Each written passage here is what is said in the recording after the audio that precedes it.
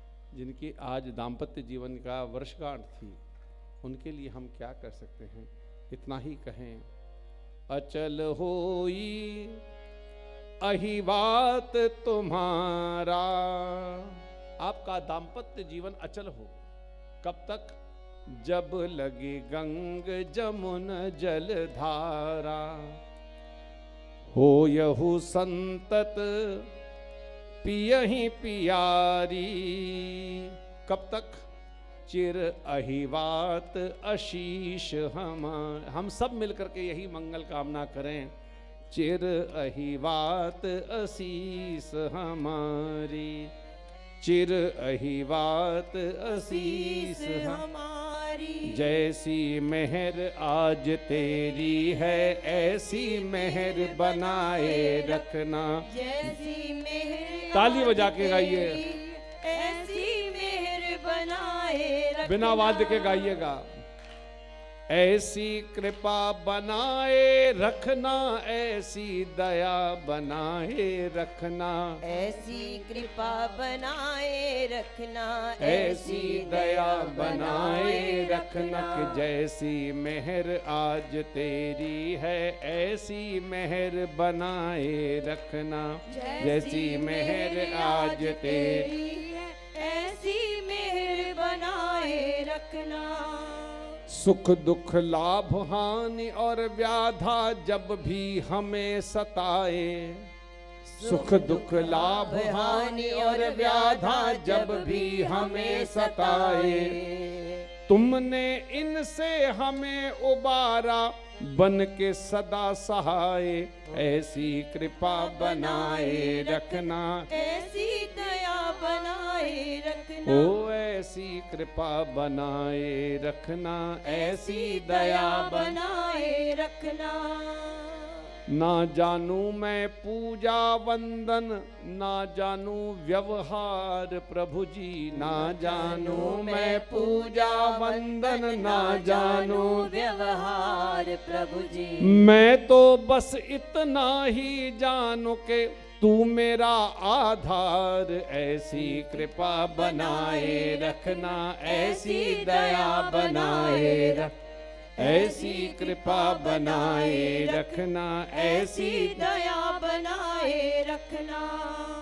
कभी न भूलूं नाम तुम्हारा, सदा तुम्हारे गुण गाऊं। कभी न भूलूं नाम तुम्हारा, सदा तुम्हारे गुण गाऊं। प्रभु जी तुमरे ही चरणों में, प्रभु जी तुमरे ही चरणों में, मैया तुमरे ही चरणों में मस्त रहूं और मुस्काऊं। प्रभु मस्त रहूं और मुस्काऊं। ऐसी कृपा बनाए रखना, ऐसी दया बनाए रखना।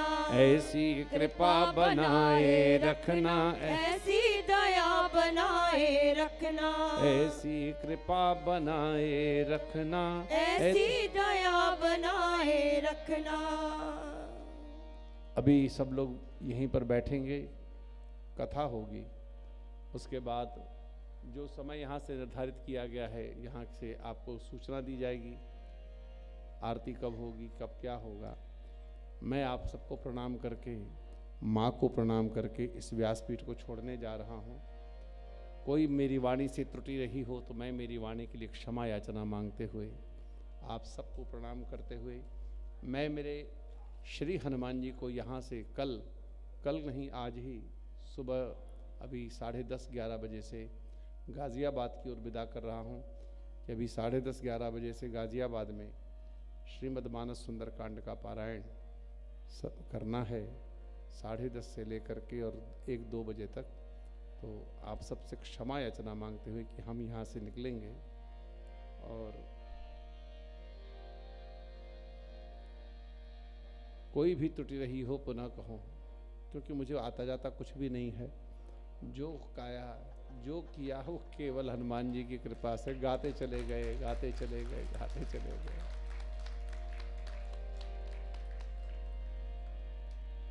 कुछ नहीं आता।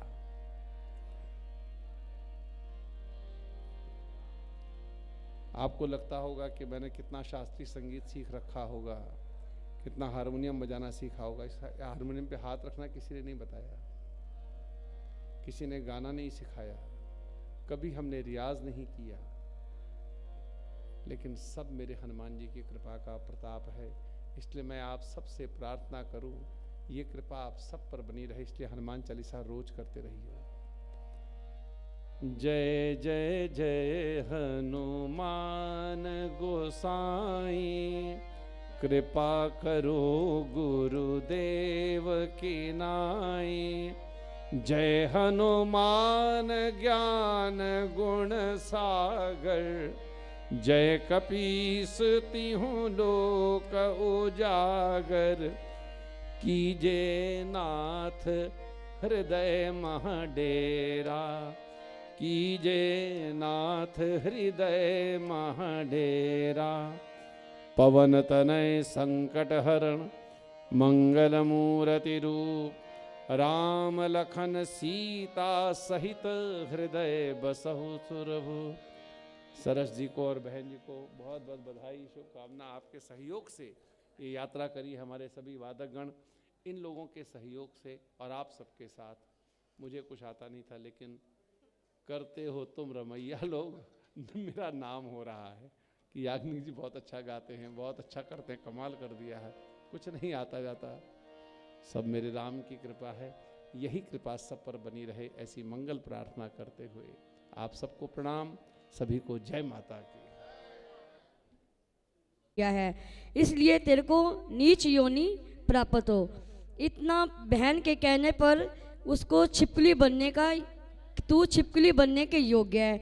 बड़ी बहन के मुख से निकले शब्दों को रुक्मिणी ने शिरोधार्य कर लिया और तत्पश्चात उसने फिर उपाय पूछा। तारा ने कहा, त्याग और परोपकार से सब पाप छूट जाते हैं। दूसरे जन्म में तारा देवी इंद्रलोक की अप्सरा बनी और छोटी बहन रुक्मिणी, जिसने एकादशी के दिन मांसाहार खाया था और बहन के श्राप के कारण वह छिपकली बनी, तो उसको छिपकली की योनि प्राप्त हुई।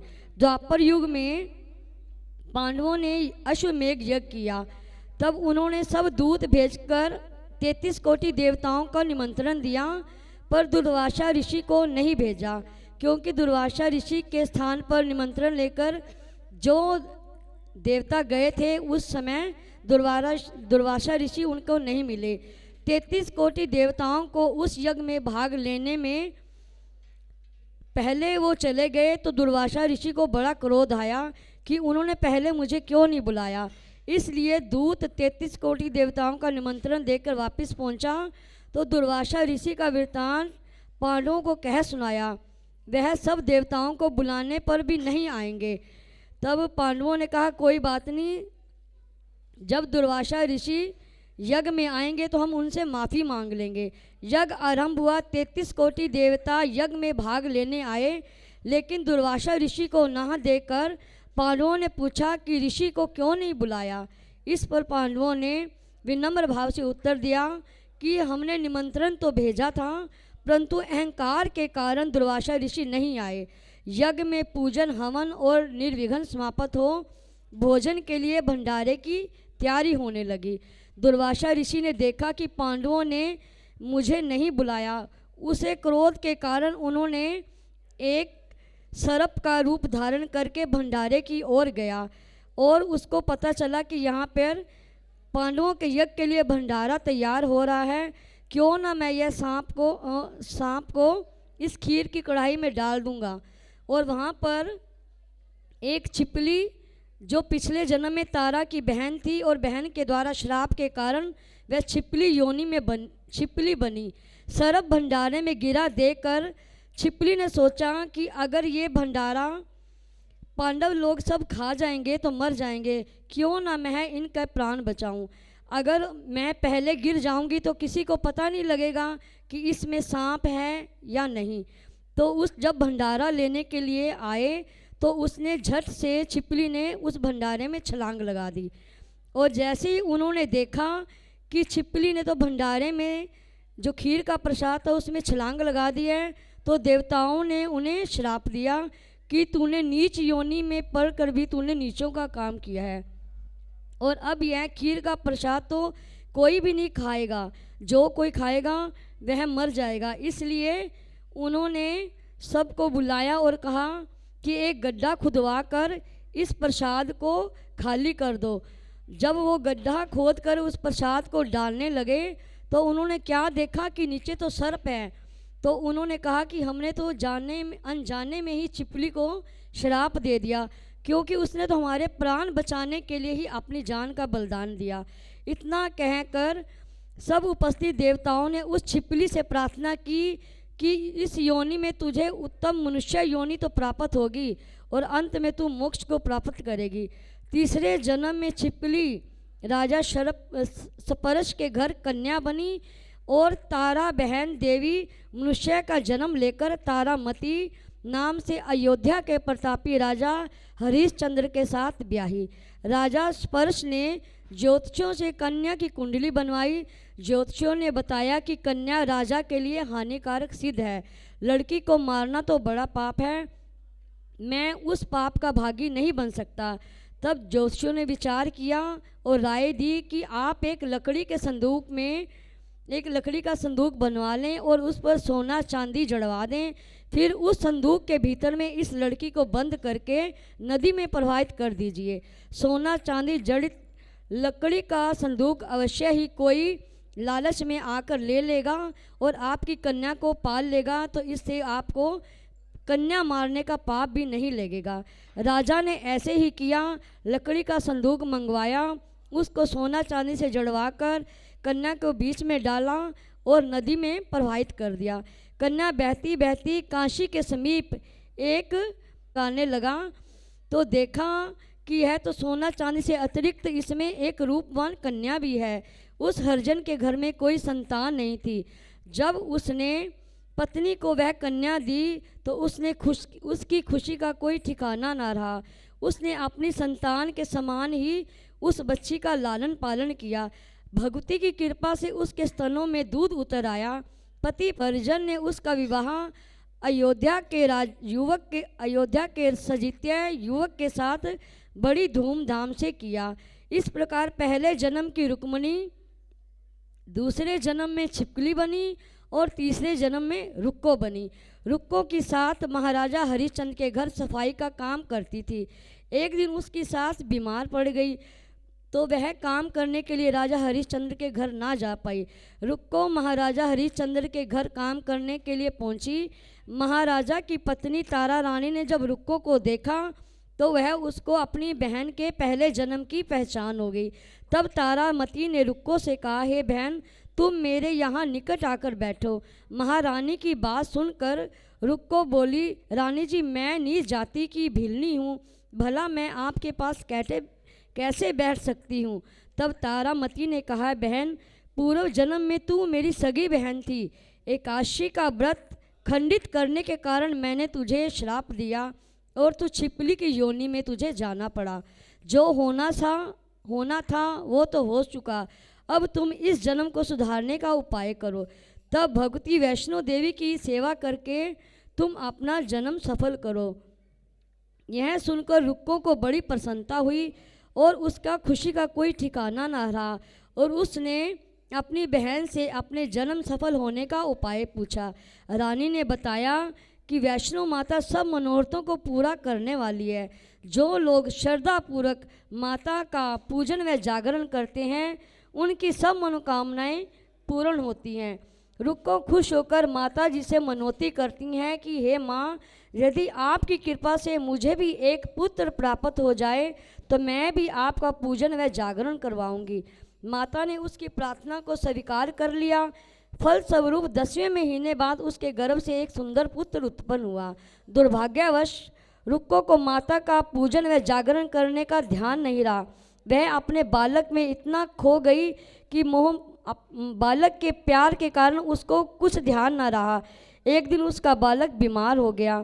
तेज बुखार आने के कारण उसको चेचक निकल आई। रुक्को बड़ी दुखी हुई।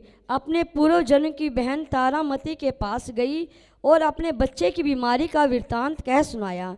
तब तारामती ने कहा, तू जरा ध्यान करके देख कि तुझसे माता के पूजन में कोई भूल तो नहीं हुई। इस पर रुक्को को 6 वर्ष पहले की बात का ध्यान आ गया और उसने अपना अपराध स्वीकार किया कि बच्चे के लिए मैंने माँ से मनौती मांगी थी कि हे माँ, अगर मेरे घर भी एक पुत्र देगी तो मैं भी तेरे घर में जागरण करवाऊंगी। भगवती की कृपा से बच्चा दूसरे माँ ने उसको लाल दिया और इस कारण से भक्ति की कृपा से तारा रानी ने उसको सारा उपाय बताया कि तू ये दवाई दे तो तेरा बच्चा ठीक हो जाएगा। भगवती की कृपा से बच्चा दूसरे दिन ही ठीक हो गया।